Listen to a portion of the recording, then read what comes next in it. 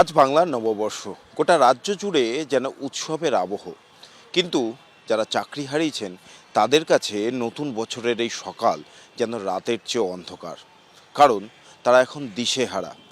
তাই ধর্মতলা মোড়ে ওয়াই চ্যানেলে তারা এখনও অবস্থান চালিয়ে যাচ্ছেন।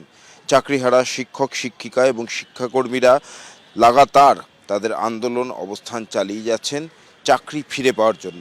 এই ওয়াই চ্যানেলেই তারা রাত কাটাচ্ছেন খোলা আকাশের নিচে।